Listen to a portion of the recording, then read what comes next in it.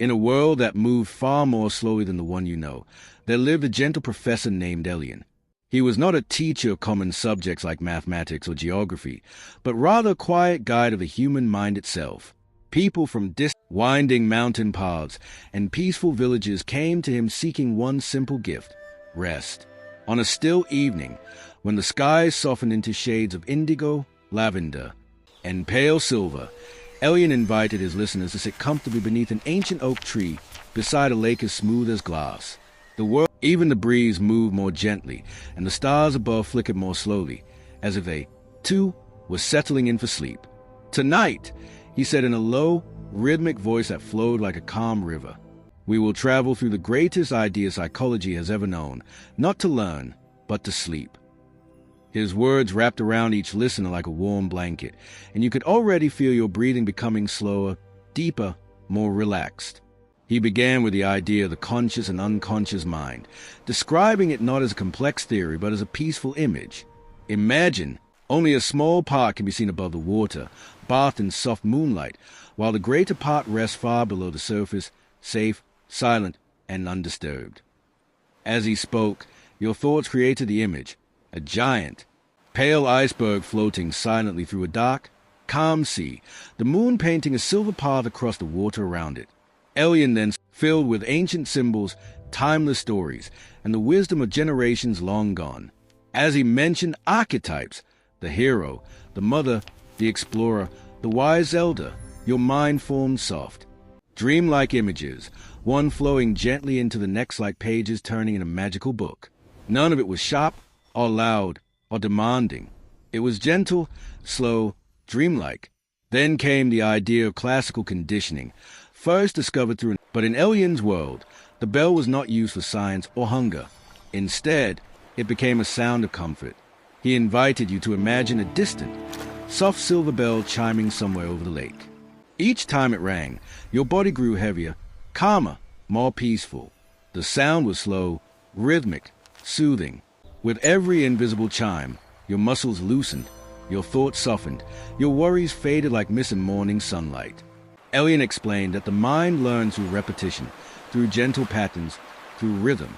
And tonight, the only lesson being learned was how to let go. He moved next into the world of behavioral psychology, describing habits as sand patterns along a beach, shaped over time by countless small waves. "Tonight," he said quietly, "you are allowing the tide to wash away every tense, hurried pattern. In its place, a new pattern is forming, one made of still..." Your body responded as if it understood. Your shoulders dropped slightly. Your jaw unclenched. Your limbs grew soft and warm. Then Elian guided the group into cognitive psychology, the study of thought. He described thoughts not as problems to solve. "Watch them," he murmured, "but do not touch them.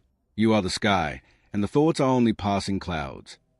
You imagine slow, fluffy shapes floating across a pale blue inner sky, dissolving before they ever became a storm. He spoke of cognitive distortions, the little lies the mind can whisper. But tonight all that existed was his voice, the cool night air, the steady rhythm of your breathing, and the growing weight of sleep settling peacefully into your bones.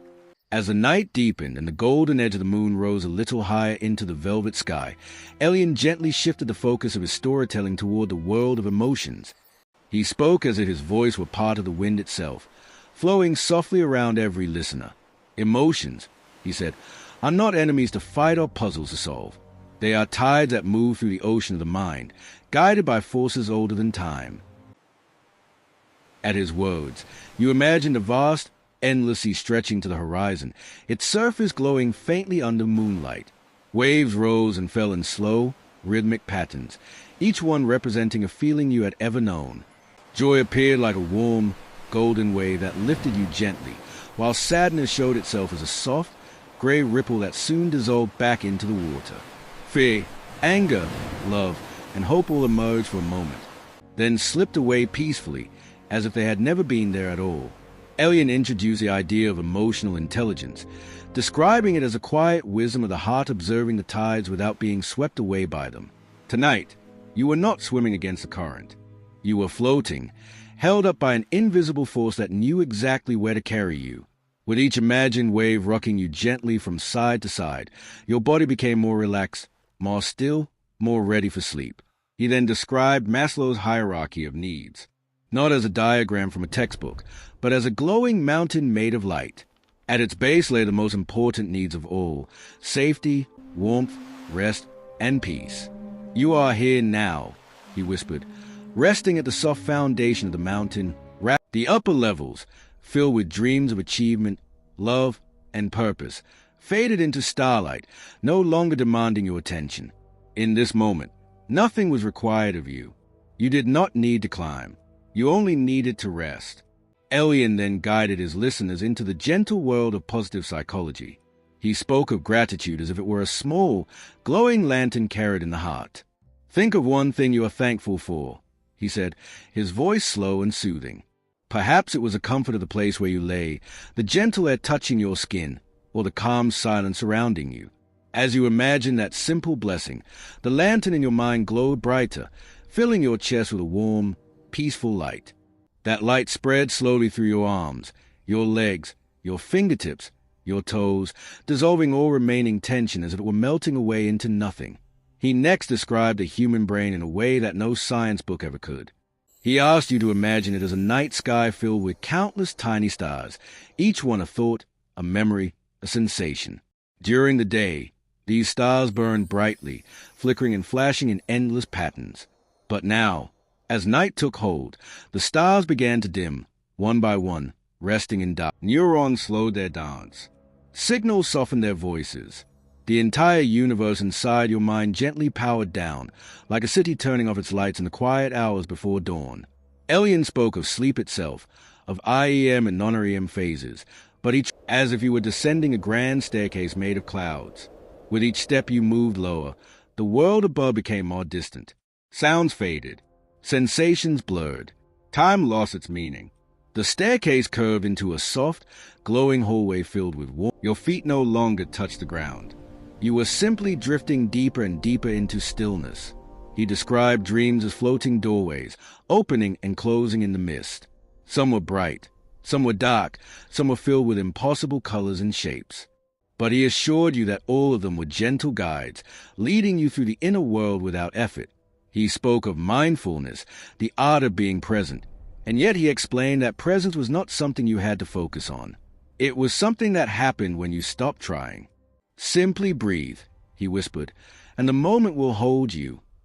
So you breathed in slowly, and out even more slowly, feeling your chest rise and fall like a sleeping animal curled in a warm place. With every breath, your muscles grew looser, your thoughts slower, your awareness softer. The oak tree above you rustled in quiet approval.